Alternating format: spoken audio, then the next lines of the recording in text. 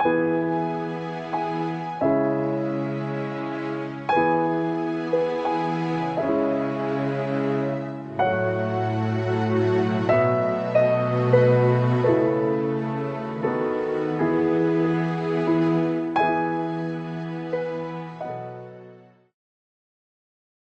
2:11 മുതൽ മൈക്കി കൂടെ വായിക്കുന്ന കേട്ടാലും.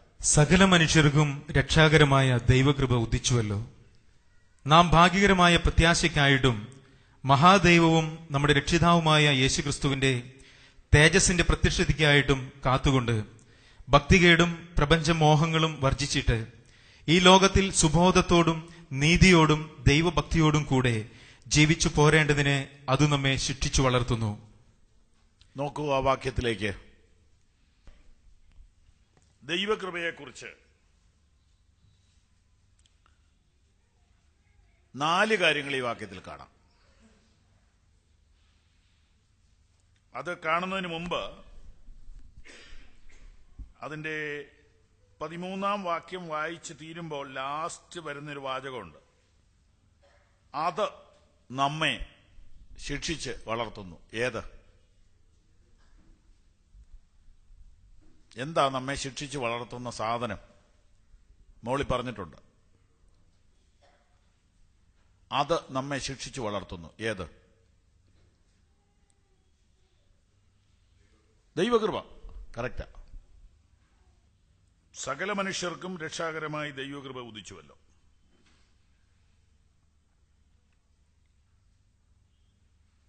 ഉദിച്ചുവല്ലോ എന്ന വാക്ക് സൂര്യനോട് ബന്ധപ്പെട്ട് വരുന്നൊരു വാക്കാണ്. സൂര്യൻ ഉദിക്കുന്നത് ഏതെങ്കിലും ഒരു സഭക്കാർക്ക് വേണ്ടിയോ സമുദായക്കാർക്ക് വേണ്ടിയോ അല്ല. ഇതുപോലെയാണ് ദൈവകൃപ എന്നൊരു അർത്ഥം അതിനകത്തുണ്ട്. ദൈവകൃപ ഉദിച്ചു. അത് യേശുക്രിസ്തുവിന്റെ മനുഷ്യാവതാരത്തെയും രക്ഷണ പ്രവൃത്തിയെയും സൂചിപ്പിക്കുന്ന വാക്യമാണ്. സകല മനുഷ്യർക്കും വേണ്ടിയാണ് ആ കൃപ ഉദിച്ചത്.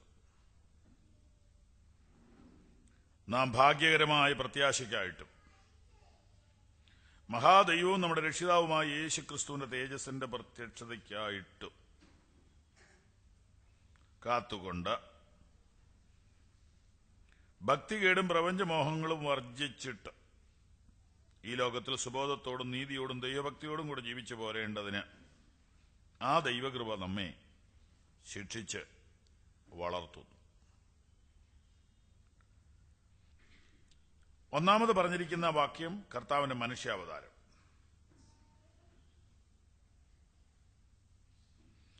രണ്ടാമത് പറഞ്ഞിരിക്കുന്നത് കർത്താവിന്റെ മടങ്ങി വരവിന്റെ 1-ാം ഭാഗം, ഭാഗ്യകരമായ പ്രത്യാശ. കർത്താവിന്റെ മടങ്ങി വരവിന്റെ 1-ാം ഭാഗം. അടുത്ത പ്രയോഗം യേശുക്രിസ്തുവിന്റെ തേജസ്സിന്റെ പ്രത്യക്ഷത. അത് കർത്താവ് പരസ്യമായി ഭൂമിയിലേക്ക് വരുന്ന അനുഭവം. അപ്പൊ കർത്താവ് ഭൂമിയിൽ മനുഷ്യനായി അവതരിച്ചു, മാനവ കുടുംബത്തിന്റെ പാപത്തിന് വേണ്ടി പ്രായശ്ചിത്തമായി മരിച്ചു, ഉയർത്തെഴുന്നേറ്റു, സ്വർഗാരോഹണം ചെയ്തു, മടങ്ങി വരാൻ പോകുന്നു. ഇത്രയും കാര്യങ്ങളെല്ലാം ആ വാക്യത്തിലുണ്ട്. ഇതെല്ലാം കൂടെ ചേർത്ത് പറയുകയാണ്, അതാണ് കൃപ. അത് കൃപയാണ്. അപ്പൊ ആ കൃപയെ നാം തിരിച്ചറിഞ്ഞു, അതിനെ നാം അംഗീകരിച്ചു, അത് നമുക്ക് പ്രത്യാശ നൽകി, അത് നമ്മെ ഡിസിപ്ലിൻ ചെയ്യുന്നു.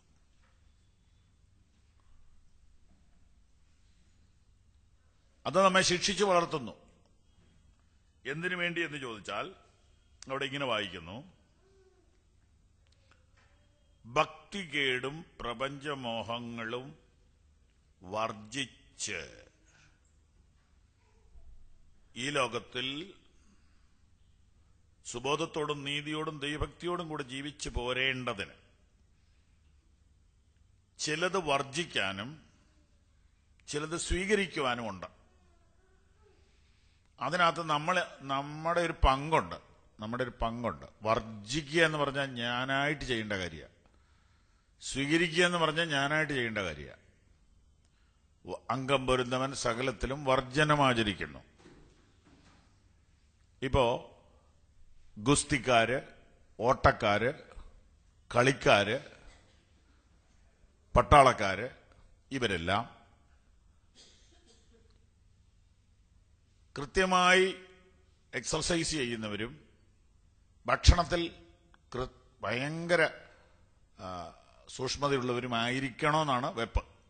എല്ലാവരും അങ്ങനെ അല്ലായിരിക്കും, അങ്ങനെ ആയിരിക്കണം. എന്തിനാന്ന് ചോദിച്ചാൽ അവർക്ക് അവരുടെ മുമ്പിൽ ഒരു ലക്ഷ്യമുണ്ട്. അവർക്ക് ഓടാൻ സമയത്ത് ഓടാൻ സാധിക്കണമെങ്കിൽ വയറ് ഒതുങ്ങി നിൽക്കണം, ശരീരം അതിന് പറ്റിയതായിരിക്കണം. അപ്പൊ ഫുഡ് കാണുമ്പോൾ ഉള്ള പരവേശം, ഫുഡിനോടുള്ള ആർത്തി, കൊതി, ഇതിനെ ഒന്ന് ബ്രേക്ക് ചെയ്ത് നിർത്താൻ പറ്റാത്ത ഒരാൾക്ക് ഈ ഓട്ടത്തിൽ പങ്കെടുക്കാൻ പറ്റുകയില്ല. ആൾക്ക് വേറെ എന്തേലും ജോലിക്ക് പോകാനേ പറ്റുള്ളൂ. അപ്പൊ വർജനം എന്ന് പറയുന്നത് ഇച്ചിരി ബുദ്ധിമുട്ടുള്ളൊരു കാര്യമാണ്. അതാ ഡിസിപ്ലിൻ എന്ന് പറയുന്നത്. അപ്പൊ അത് ഞാനായിട്ട് ചെയ്യേണ്ടതാ, ഞാൻ എന്നെ കൺട്രോൾ ചെയ്യുന്ന കാര്യമാണ്. അപ്പൊ അതെല്ലാം കൂടെ ചേർത്താൽ പുതിയ നിയമത്തിലെ വിശുദ്ധ ജീവിതത്തോട് ബന്ധപ്പെട്ടുള്ള ഒരു കാര്യമാണ്. വേദോത്സവം പഠിപ്പിക്കുന്ന വേർപാടിന്റെ ജീവിതമാണ് അവിടെ പറഞ്ഞിരിക്കുന്നത്.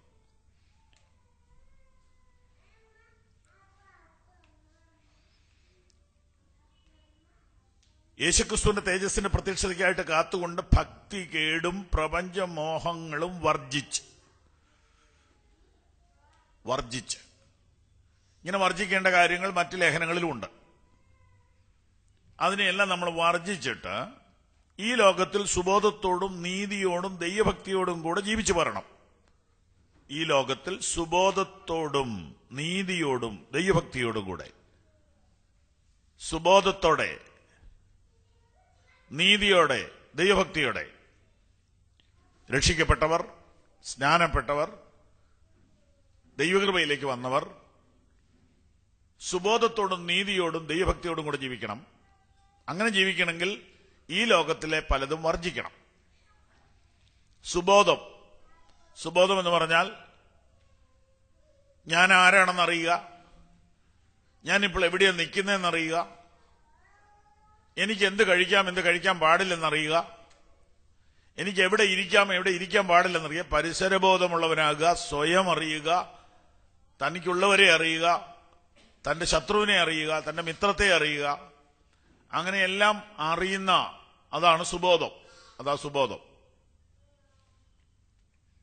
അപ്പൊ ഈ ലോകത്തിൽ സുബോധത്തോടെ ജീവിക്കണം.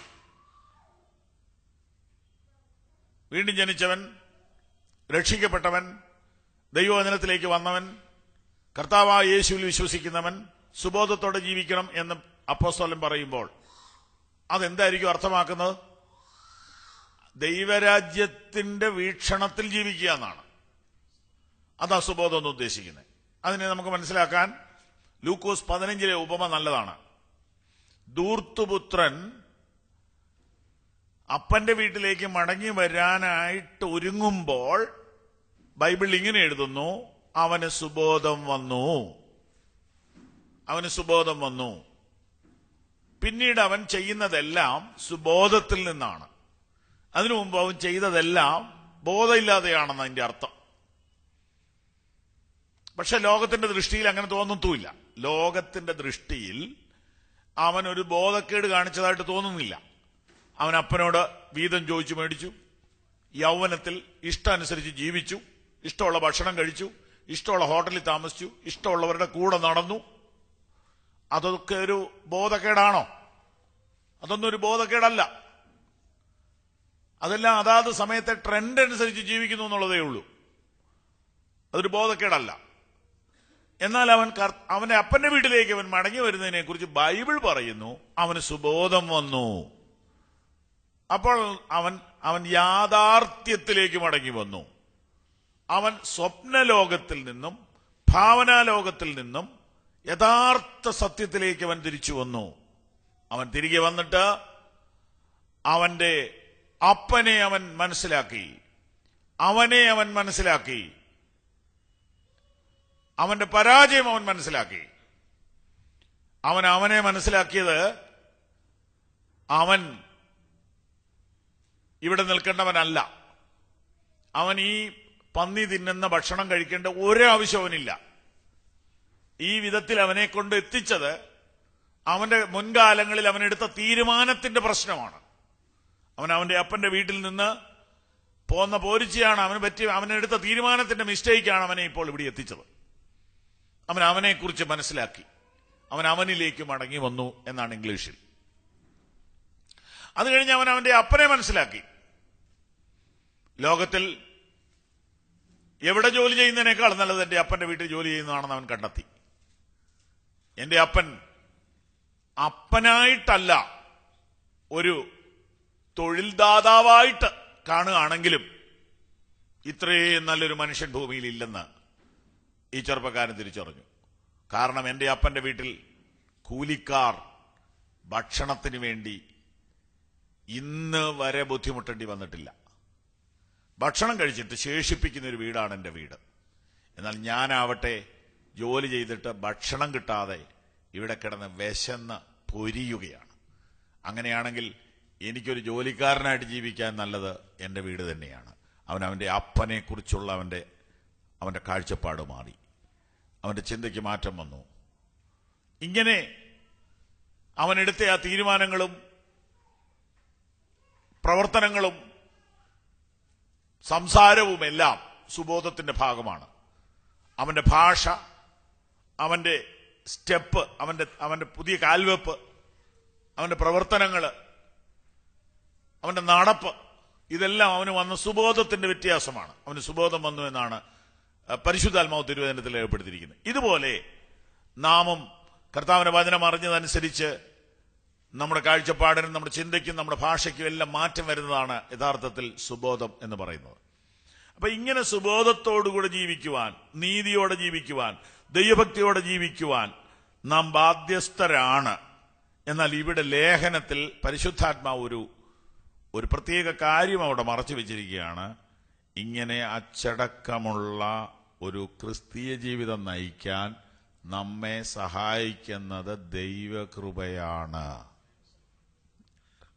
എന്തായിരിക്കും എന്റെ അർത്ഥം? എന്റെ പ്രതിജ്ഞ കൊണ്ടോ, എന്റെ പരിശ്രമം കൊണ്ടോ, എന്റെ ഉപവാസം കൊണ്ടോ, എന്റെ കഠിനാധ്വാനം കൊണ്ടോ അല്ല ഒരു വിശുദ്ധ ജീവിതം സാധ്യമാകുന്നത്. അതും ദൈവകൃപയാലാണ്. അവർ രക്ഷിക്കപ്പെട്ടത് കൃപയാൽ, വിശുദ്ധ ജീവിതം നയിക്കുന്നതും കൃപയാൽ എന്നല്ലേ ഈ വായിക്കുന്നതിന്റെ എല്ലാം അർത്ഥം. അപ്പൊ കൃപയെന്ന ആ വലിയ സത്യത്തെ എന്റെ ഉള്ള നിലയിൽ പഠിക്കാതെ നമുക്ക് ഈ പുതിയ നിയമ ജീവിതത്തിലേക്ക് പ്രവേശിക്കാനേ കഴിയുകയില്ല. അതിലേക്ക് നമുക്ക് വെളിച്ചം വീശുന്ന കുറെ വാക്യങ്ങൾ പെട്ടെന്ന് വായിച്ച് മുമ്പോട്ട് പോകാം. എഫേസ്യ ലേഖനം 1-ാം അധ്യായം 1 മുതൽ പെട്ടെന്ന് വായിച്ചാട്ടെ. എഫേസ്യർ 1:1 മുതൽ. ദൈവേഷ്ടത്താൽ ക്രിസ്തുയേശുവിന്റെ അപ്പോസ്തലനായ പൗലോസ് എഫെസസിലുള്ള വിശുദ്ധന്മാരും ക്രിസ്തുയേശുവിൽ വിശ്വാസികളുമായവർക്ക് എഴുതുന്നത്, നമ്മുടെ കർത്താവായ ദൈവത്തിൽ നിന്നും കർത്താവായ യേശു ക്രിസ്തുവിൽ നിന്നും നിങ്ങൾക്ക് കൃപയും സമാധാനവും ഉണ്ടാകട്ടെ. സ്വർഗത്തിലെ സകല ആത്മീക അനുഗ്രഹത്താലും നമ്മെ ക്രിസ്തുവിൽ അനുഗ്രഹിച്ചിരിക്കുന്ന നമ്മുടെ കർത്താവായ യേശു ക്രിസ്തുവിന്റെ ദൈവവും പിതാവുമായവൻ വാഴ്ത്തപ്പെട്ടവൻ. നാം തന്റെ സന്നിധിയിൽ വിശുദ്ധരും നിഷ്കളങ്കരും ആകേണ്ടതിന് അവൻ ലോകസ്ഥാപനത്തിന് മുമ്പേ നമ്മെ അവനിൽ തിരഞ്ഞെടുക്കുകയും തിരുഹിതത്തിന്റെ പ്രസാദപ്രകാരം യേശുക്രിസ്തു മുഖാന്തരം നമ്മെ ദത്തെടുക്കേണ്ടതിന് അവൻ പ്രിയനായവനിൽ നമുക്ക് സൗജന്യമായി നൽകിയ തന്റെ കൃപാമഹത്വത്തിന്റെ പുകഴ്ചയ്ക്കായി സ്നേഹത്തിൽ നമ്മെ മുൻനിയമിക്കുകയും ചെയ്തുവല്ലോ. അവനിൽ നമുക്ക് അവന്റെ രക്തത്താൽ അതിക്രമങ്ങളുടെ മോചനമെന്ന വീണ്ടെടുപ്പുണ്ട്. അത് അവൻ നമുക്ക് ധാരാളമായി കാണിച്ച കൃപാധന പ്രകാരം സകല ജ്ഞാനവും വിവേകവുമായി നൽകിയിരിക്കുന്നു. അവനിൽ താൻ മുൻനിർണയിച്ച തന്റെ പ്രസാദത്തിന് തക്കവണ്ണം തന്റെ ഹിതത്തിന്റെ മർമ്മം അവൻ നമ്മോട് അറിയിച്ചു. അത് സ്വർഗത്തിലും ഭൂമിയിലുമുള്ളത് എല്ലാം പിന്നെയും ക്രിസ്തുവിൽ ഒന്നായി ചേർക്കുക എന്നിങ്ങനെ കാലസമ്പൂർണതയിലെ വ്യവസ്ഥയ്ക്കായി കൊണ്ടു തന്നെ അവനിൽ നാം അവകാശവും പ്രാപിച്ചു. തന്റെ ഹിതത്തിന്റെ ആലോചന പോലെ സകലവും പ്രവർത്തിക്കുന്നവന്റെ നിർണയപ്രകാരം മുൻ നിയമിക്കപ്പെട്ടതും മുമ്പിൽ കൂട്ടി ക്രിസ്തുവിൽ ആശവച്ചവരായ ഞങ്ങൾ അവന്റെ മഹത്വത്തിന്റെ പുകഴ്ചയാകേണ്ടതിന് തന്നെ. അവനിൽ നിങ്ങൾക്കും നിങ്ങളുടെ രക്ഷയെക്കുറിച്ചുള്ള സുവിശേഷം എന്ന സത്യവചനം നിങ്ങൾ കേൾക്കുകയും അവനിൽ വിശ്വസിക്കുകയും ചെയ്തിട്ട് തന്റെ സ്വന്തം ജനത്തിന്റെ വീണ്ടെടുപ്പിനു വേണ്ടി തന്റെ മഹത്വത്തിന്റെ പുകഴ്ചയ്ക്കായിട്ട് നമ്മുടെ അവകാശത്തിന്റെ അച്ചാരമായ വാഗ്ദത്തത്തിൽ പരിശുദ്ധാത്മാവിനാൽ മുദ്രയിട്ടിരിക്കുന്നു. ഈ വാക്യങ്ങൾ ഒട്ടും മുൻവിധി കൂടാതെ ഒരു പുതിയ ബൈബിൾ വാങ്ങി വായിച്ചാലും കുഴപ്പമില്ല. എന്ന് പറഞ്ഞാൽ അടിവരയില്ലാത്ത, നമ്മൾ വരയിടാത്ത ഒരു ബൈബിൾ എന്ന നിലയിൽ അതൊന്ന് ഒരു പുതിയ പേജ് വായിക്കുന്ന പോലെ വായിച്ചാൽ നമ്മുടെ ഭാഗത്തുനിന്ന് ഒന്നും നടന്നിട്ടില്ല, മുഴുവൻ ദൈവത്തിന്റെ ഭാഗത്തുനിന്ന് ചെയ്തു എന്നാണ് കാണുന്നത്. നമ്മുടെ ഭാഗത്തുനിന്ന് ഒന്നും നടന്നിട്ടില്ല, മുഴുവൻ ദൈവത്തിന്റെ ഭാഗത്തുനിന്ന് നടക്കുന്നതായിട്ടാണ് എഴുതിയിരിക്കുന്നത്. അപ്പോൾ ഗൗരവമായൊരു സംശയം നമ്മുടെ അകത്തേക്ക് വരിക, അപ്പൊ പിന്നെ നമ്മൾ എന്നാ ചെയ്യണ്ടേ? ഒന്നും ചെയ്യാതിരിക്കുക എന്നുള്ളത് നമുക്ക് ഓർക്കാൻ പറ്റുന്ന കാര്യമല്ല. എന്തെങ്കിലും ഒന്ന് ചെയ്തില്ലെങ്കിൽ നമുക്ക് യാതൊരു സമാധാനം കിട്ടുകയില്ല. എഫേസ്യ ലേഖനം വായിച്ചു പോയെങ്കിൽ നിരാശയായി പോകും. കാരണം ഒന്നും ചെയ്യാതെയാണോ ഞാൻ ഈ വിശ്വാസത്തിൽ വന്നേ? എനിക്കൊന്നും ചെയ്യാനില്ലേ? മുഴുവൻ ദൈവം അങ്ങ് ചെയ്തോ? കഷ്ടായി പോയല്ലോ. കാരണം നമ്മൾ ജനിച്ചു വളർന്നത് കർമ്മമാർഗത്തിലാണ്. എല്ലാ മതങ്ങളും എന്തെങ്കിലും ചെയ്യുന്നതിനെ കുറിച്ചാണ് നമ്മൾ പഠിപ്പിക്കുന്നത്. അങ്ങനെ ചെയ്തിട്ട് കിട്ടുമ്പോൾ നമുക്കൊരു സാറ്റിസ്ഫാക്ഷനുണ്ട്. സൗജന്യമായി ലഭിക്കുന്നതിന് അതിൻ്റെതായൊരു സന്തോഷമില്ല. അപ്പൊ കൃപയാലല്ലോ നിങ്ങൾ വിശ്വാസം മൂലം രക്ഷിക്കപ്പെട്ടിരിക്കുന്ന 2:8 പറയുന്ന കാര്യം 1-ാം അധ്യായം മുതൽ പറഞ്ഞു വന്നതിന്റെ ബാക്കിയാ. എഫേസ്യർ 2:8 ആ വാക്യം 1-ാം അധ്യായം മുതൽ പറഞ്ഞു വന്ന കാര്യത്തിന്റെ ബാക്കിയാണ്. ദൈവം ചെയ്തതാണ് പ്രധാന കാര്യം. അങ്ങനെയാണ് നമ്മുടെ പങ്കെന്താ? നമ്മുടെ പങ്ക് ഒറ്റ വാക്കി പറയാം, കർത്താവ് ചെയ്തത് എന്താന്ന് അറിയുക. കർത്താവ് എന്താ ചെയ്തതെന്ന് അറിയുക. അത് എല്ലാ ദിവസവും അറിയുക. എല്ലാ ദിവസവും എന്നോട് തന്നെ പറയുക, നീ ഒന്നും ചെയ്തതല്ല, കർത്താവിന്റെ കരുണയാണ്, കർത്താവിന്റെ കൃപയാണ് നിന്നെ നിർത്തിയിരിക്കുന്നത്, നിന്നെ തെരഞ്ഞെടുത്തത്, നിനക്ക് ഈ വചനം വായിക്കാൻ തോന്നിയത് ദൈവത്തിന്റെ കൃപയാ, ഈ സത്യം നിന്റെ കണ്ണിൽ പതിഞ്ഞ ദൈവത്തിന്റെ കൃപയാ. ഇത് എന്നോട് തന്നെ പറഞ്ഞാൽ ഭയങ്കര വിടുതല. അങ്ങനെയാ പുസ്തകത്തിൽ കിടക്കുന്നത്, അങ്ങനെയാ സത്യം. അതങ്ങോട്ട് പോയിട്ട് എഫേസ്യ ലേഖനമാണ് ഈ വിഷയത്തിൽ കൂടുതൽ നമ്മെ വെളിച്ചം തരുന്നത്. വീണ്ടും മുമ്പോട്ട് പോകുമ്പോൾ അവിടെ ചില വാക്കുകളൊക്കെ നിങ്ങൾക്ക് വേണമെങ്കിൽ ശ്രദ്ധിക്കാം. 6-ാം വാക്യത്തിൽ നമ്മെ ദത്തെടുക്കേണ്ടതിന് അവൻ പ്രിയനായവനിൽ നമുക്ക് സൗജന്യമായി നൽകിയ തന്റെ കൃപാമഹത്വത്തിന്റെ പുകഴ്ചയ്ക്കായി സ്നേഹത്തിൽ നമ്മെ മുൻ നിയമിക്കുകയും ചെയ്തുവല്ലോ. വാക്യം 3, സ്വർഗത്തിലെ സകല ആത്മീയ അനുഗ്രഹത്താലും നമ്മെ ക്രിസ്തുവിൽ അനുഗ്രഹിച്ചിരിക്കുന്ന നമ്മുടെ കർത്താവായ യേശു ക്രിസ്തുവിന്റെ ദൈവവും പിതാവുമായവൻ വാഴ്ത്തപ്പെട്ടവൻ. നാം തന്റെ സന്നിധിയിൽ വിശുദ്ധരും നിഷ്കളങ്കരും ആകേണ്ടതിന്, ആയതുകൊണ്ടല്ല, ആകേണ്ടതിന്. നാം തന്റെ സന്നിധിയിൽ വിശുദ്ധരും നിഷ്കളങ്കരും ആയതുകൊണ്ടല്ല, ആകേണ്ടതിന്. അവൻ ലോക സ്ഥാപനത്തിന് മുമ്പേ നമ്മെ അവനിൽ തിരഞ്ഞെടുക്കുകയും തിരുഹിതത്തിന്റെ പ്രസാദപ്രകാരം യേശുക്രിസ്തു മുഖാന്തരം നമ്മെ ദത്തെടുക്കേണ്ടതിന് അവൻ പ്രിയനായവനിൽ നമുക്ക് സൗജന്യമായി നൽകിയ തന്റെ കൃപാമഹത്വത്തിന്റെ പുകഴ്ചയ്ക്കായി സ്നേഹത്തിൽ നമ്മെ മുൻ നിയമിക്കുകയും ചെയ്തുവല്ലോ. നമ്മളൊന്നും ചെയ്തിട്ടില്ല. ഇതിനകത്തെങ്ങും നമ്മളൊന്നും ചെയ്തിട്ടില്ല. അവനിൽ നമുക്ക് അവന്റെ രക്തത്താൽ അതിക്രമങ്ങളുടെ മോചനമെന്ന വീണ്ടെടുപ്പുണ്ട്. അത് അവൻ നമുക്ക് ധാരാളമായി കാണിച്ച കൃപാധനപ്രകാരം സകല ജ്ഞാനവും വിവേകവുമായി നൽകിയിരിക്കുന്നു. അവനിൽ താൻ മുൻനിർണയിച്ച തന്റെ പ്രസാദത്തിന് തക്കവണ്ണം തന്റെ ഹിതത്തിന്റെ മർമ്മം നമ്മോട് അറിയിച്ചു. അത് സ്വർഗത്തിലും ഭൂമിയിലും ഉള്ളതെല്ലാം പിന്നെയും ക്രിസ്തുവിൽ ഒന്നായി ചേർക്കുക എന്നിങ്ങനെ കാലസമ്പൂർണ്ണതയിലെ വ്യവസ്ഥയ്ക്കായിക്കൊണ്ട് തന്നെ അവനിൽ നാം അവകാശവും പ്രാപിച്ചു. തന്റെ ഹിതത്തിന്റെ ആലോചന പോലെ സകലവും പ്രവർത്തിക്കുന്നവന്റെ നിർണയപ്രകാരം മുൻ നിയമിക്കപ്പെട്ടത് മുമ്പിൽ കൂട്ടി ക്രിസ്തുവിൽ ആശ വെച്ചവരായ ഞങ്ങൾ അവന്റെ മഹത്വത്തിന്റെ പുകഴ്ചയ്ക്കാകേണ്ടതിന് തന്നെ. ഇങ്ങനെ പോകുമ്പോൾ നമ്മൾ എന്താ ചെയ്തത് എന്ന് പിന്നെയും പരിശോധിക്കാൻ ഈ വചനം നമ്മെ നിർബന്ധിക്കുക. നമ്മൾ എന്താ ചെയ്തത്? മുഴുവൻ കർത്താവാണ് ചെയ്തത്. അവനിൽ നിങ്ങൾക്കും നിങ്ങളുടെ രക്ഷയെക്കുറിച്ചുള്ള സുവിശേഷം എന്ന സത്യവചനം നിങ്ങൾ കേൾക്കുകയും അവനിൽ വിശ്വസിക്കുകയും ചെയ്തിട്ട് നമ്മൾ ചെയ്ത രണ്ട് കാര്യം ഇപ്പൊ കിട്ടി. കേട്ടു, വിശ്വസിച്ചു. അവനിൽ നിങ്ങൾക്കും നിങ്ങളുടെ രക്ഷയെക്കുറിച്ചുള്ള സുവിശേഷം എന്ന സത്യവചനം നിങ്ങൾ കേൾക്കുകയും അവനിൽ വിശ്വസിക്കുകയും ചെയ്തിട്ട് തന്റെ സ്വന്തം ജനത്തിന്റെ വീണ്ടെടുപ്പിന് വേണ്ടി തന്റെ മഹത്വത്തിന്റെ പുകഴ്ചയ്ക്കായിട്ട് നമ്മുടെ അവകാശത്തിന്റെ അച്ചാരമായ വാഗ്ദത്തത്തിൻ പരിശുദ്ധാത്മാവിനാൽ മുദ്രയിട്ടിരിക്കുന്നു. നാം ചെയ്തത് രണ്ട് കൊച്ചു കാര്യം. സുവിശേഷം കേട്ടു, കർത്താവിൽ വിശ്വസിച്ചു. സുവിശേഷം കേട്ടു, കർത്താവിൽ വിശ്വസിച്ചു.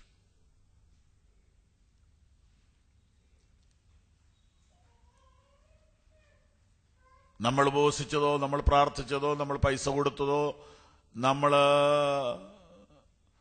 വിശുദ്ധ ജീവിതം നയിക്കണമെന്ന് ആഗ്രഹിച്ചതോ ഒന്നും ഇവിടെ പറയുന്നില്ല. അതിന്റെ എല്ലാം പിന്നിൽ നമ്മെ തള്ളിവിടുന്നത് ദൈവകൃപയാണ്. അതിന്റെ പിന്നിലെല്ലാം ഫോഴ്സ് ദൈവകൃപയാണ്. അപ്പൊ പിന്നെ നാം കർത്താവിന്റെ വചനം കേട്ടു, വിശ്വസിച്ചു. അപ്പൊ ചെയ്ത പ്രവൃത്തി, നൽകപ്പെട്ട രക്ഷ, ക്രൂശിൽ നിവർത്തിച്ച ദൈവപ്രവൃത്തി, അതിനെ തിരിച്ചറിയുന്നത് മാത്രമാണ് നമ്മുടെ ഉത്തരവാദിത്വം. അതിനെ എത്രത്തോളം ആഴത്തിൽ തിരിച്ചറിയുന്നോ അത്രത്തോളം നാം ഫ്രീഡം അനുഭവിക്കും, നാം സ്വാതന്ത്ര്യം അനുഭവിക്കും. അപ്പം കൃപയാലുള്ള രക്ഷ അതിപ്രധാനപ്പെട്ട പുതിയ നിയമ സത്യമാണ്. വീണ്ടും ഇതെല്ലാം നമുക്ക് മനസ്സിലാകാൻ വേണ്ടിയിട്ടുള്ള പ്രാർത്ഥനയാണ് അടുത്ത വാചകത്തിൽ. അടുത്ത 15 മുതലുള്ള വാക്യങ്ങളിൽ അപ്പോസ്തലൻ ദൈവസഭയ്ക്ക് വേണ്ടി പ്രാർത്ഥിക്കുകയാണ്. അതുനിമിത്തം ഞാനും നിങ്ങൾക്ക് കർത്താവായ യേശുവിലുള്ള വിശ്വാസത്തെയും സകല വിശുദ്ധന്മാരുമോടുള്ള സ്നേഹത്തെയും കുറിച്ച് കേട്ടിട്ട് നിങ്ങൾക്ക് വേണ്ടി ഇടവിടാതെ സ്തോത്രം ചെയ്ത് എന്റെ പ്രാർത്ഥനയിൽ നിങ്ങളെ ഓർത്തുകൊണ്ട് നമ്മുടെ കർത്താവായ യേശു ക്രിസ്തുവിന്റെ ദൈവവും മഹത്വമുള്ള പിതാവുമായവൻ നിങ്ങൾക്ക് തന്നെക്കുറിച്ചുള്ള പരിജ്ഞാനത്തിൽ ജ്ഞാനത്തിന്റെയും വെളിപ്പാടിന്റെയും ആത്മാവിനെ തരേണ്ടതിനും നിങ്ങളുടെ ഹൃദയ ദൃഷ്ടി പ്രകാശിച്ചിട്ട് അവന്റെ വിളിയാലുള്ള ആശ ഇന്നതെന്നും വിശുദ്ധന്മാരിൽ അവന്റെ അവകാശത്തിന്റെ മഹിമാധനം ഇന്നതെന്നും അവന്റെ ബലത്തിൻ വല്ലഭത്വത്തിന്റെ വ്യാപാരത്താൽ വിശ്വസിക്കുന്ന നമുക്കുവേണ്ടി വ്യാപരിക്കുന്ന അവന്റെ ശക്തിയുടെ അളവറ്റ വലിപ്പം ഇന്നതെന്നും നിങ്ങൾ അറിയേണ്ടതിനും പ്രാർത്ഥിക്കുന്നു. അങ്ങനെ അവൻ ക്രിസ്തുവിലും വ്യാപരിച്ച് അവനെ മരിച്ചവരുടെ ഇടയിൽ നിന്ന് ഉയർപ്പിക്കുകയും സ്വർഗത്തിൽ തന്റെ വലതുഭാഗത്ത് എല്ലാ വാഴ്ചയ്ക്കും അധികാരത്തിനും ശക്തിക്കും കർത്തൃത്വത്തിനും ഈ ലോകത്തിൽ മാത്രമല്ല വരുവാനുള്ളതിനും വിളിക്കപ്പെടുന്ന സകല നാമത്തിനും അത്യന്തം മീതെ ഇരുത്തുകയും സർവവും അവന്റെ കാൽ കീഴാക്കി വെച്ച് അവനെ സർവത്തിനും മീതെ തലയാക്കി എല്ലാറ്റിനും എല്ലാം നിറയ്ക്കുന്നവന്റെ നിറവായിരിക്കുന്ന അവന്റെ ശരീരമായ സഭയ്ക്ക് കൊടുക്കുകയും ചെയ്തിരിക്കുന്നു. ഈ പ്രാർത്ഥനയിൽ എന്താ ഉദ്ദേശിക്കുന്നത്, അല്ലെങ്കിൽ എന്താണ് യഥാർത്ഥത്തിൽ എന്താ പ്രാർത്ഥിക്കുന്നത്? വാസ്തവത്തിൽ തിരിച്ചറിവിന് വേണ്ടിയാണ് പ്രാർത്ഥിക്കുന്നത്. തിരിച്ചറിവിന് വേണ്ടി. അപ്പോ കേൾക്കുക, വിശ്വസിക്കുക, തിരിച്ചറിയുക. തിരിച്ചറിവിന് വേണ്ടിയാ പ്രാർത്ഥിക്കുന്നത്. ഞാൻ പലപ്പോഴും ഓർത്തിട്ടുണ്ട്, ഇദ്ദേഹം നമ്മുടെ വീട്ടിൽ വന്നൊന്ന് പ്രാർത്ഥിക്കുകയാണെങ്കിൽ ഇന്ന് നമ്മൾ ആയിരിക്കുന്ന ഒരു പശ്ചാത്തലത്തിൽ രണ്ടാമതൊരു വീട്ടിൽ വന്ന് പ്രാർത്ഥിക്കാൻ ആരും വിളിക്കുകയില്ല. കാരണം നമ്മൾ ആഗ്രഹിക്കുന്ന ഒരു സബ്ജക്റ്റ് പോലും പുള്ളി എന്ത് ചെയ്തിട്ടില്ല, പ്രാർത്ഥിച്ചിട്ടില്ല. ഒരു വീട്ടിൽ വന്നൊരു ദൈവദാസൻ പ്രാർത്ഥിക്കുകയാണെങ്കിൽ എന്തോ പ്രാർത്ഥിക്കണ്ടേ? ആസ്ട്രേലിയയിൽ പോയിരിക്കുന്ന മോളും കാനഡയിലേക്ക് പോകാനൊരുക്കുന്ന മോനും അമേരിക്കയിൽ നിന്ന് ഇങ്ങോട്ട് വരാനൊരുങ്ങുന്ന മരുമകനും അനുഗ്രഹിക്കപ്പെടാനല്ലേ നമ്മൾ പ്രാർത്ഥിക്കുന്നത്. അതിന് എത്രത്തോളം ടൈം സ്പേസ് കൊടുക്കുന്നോ ആ പ്രാർത്ഥനയ്ക്കാണ് ഒരു ആമേൻ ശക്തിയായിട്ട് പറയാൻ പറ്റുള്ളൂ. അത് അങ്ങനെ ഒരു സാഹചര്യം ആരുടെയും കുറ്റമല്ല.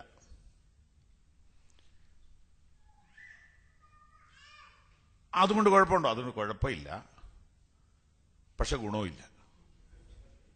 അതാ കാര്യം. കാനഡയിൽ നിന്ന് പുള്ളി വന്നോളും, പോകാനുള്ളൊരു പൊക്കോളും. പക്ഷെ യഥാർത്ഥ കാര്യം അപ്പോഴും നടക്കുന്നില്ല. യഥാർത്ഥ കാര്യം അപ്പോഴും നടക്കുന്നില്ല.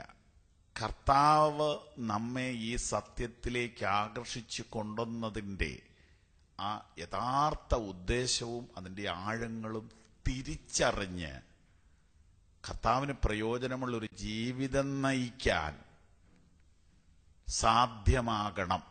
അതിനാ പ്രാർത്ഥിക്കുന്നത്. നോക്കൂ, നിങ്ങളുടെ ഹൃദയദൃഷ്ടി പ്രകാശിച്ചിട്ട് അവന്റെ വിളിയാലുള്ള ആശ ഇന്നതെന്നും വിശുദ്ധന്മാരിൽ അവന്റെ അവകാശത്തിന്റെ മഹിമാധനം ഇന്നതെന്നും അവന്റെ ബലത്തിൻ വല്ലഭത്വത്തിന്റെ വ്യാപാരത്താൽ വിശ്വസിക്കുന്ന നമുക്ക് വേണ്ടി വ്യാപരിക്കുന്നവന്റെ ശക്തിയുടെ അളവറ്റ വലിപ്പം ഇന്നതെന്നും നിങ്ങൾ അറിയേണ്ടത് പ്രാർത്ഥിക്കുന്നു. നിങ്ങൾ തിരിച്ചറിയണം ചില കാര്യങ്ങൾ, അതിനാ പ്രാർത്ഥിക്കുന്നത്. നിങ്ങൾ ഒന്നും ചെയ്യാതെയും നിങ്ങളൊന്നും അറിയാതെയുമാണ് നിങ്ങൾ ഈ വലിയ പദവിയിലോട്ട് വന്നിരിക്കുന്നത്. ഈ രക്ഷയുടെ മാർഗത്തിലേക്ക്, ദൈവരാജ്യത്തിലേക്ക്, പൊതുജനനത്തിലേക്ക്, നിത്യജീവനിലേക്ക് നിങ്ങൾ വന്നതിന്റെ പിന്നിൽ നിങ്ങളുടെ ഒരു സംഭാവനയുമില്ല. നിങ്ങൾ സുവിശേഷം കേട്ടു, കർത്താവിൽ വിശ്വസിച്ചു. സിമ്പിളായിട്ട് നിങ്ങൾ അത്ര ചെയ്തുള്ളൂ. അത്ര ചെയ്തപ്പോഴേക്ക് നിങ്ങൾ ദൈവരാജ്യത്തിൽ പ്രവേശിച്ചു.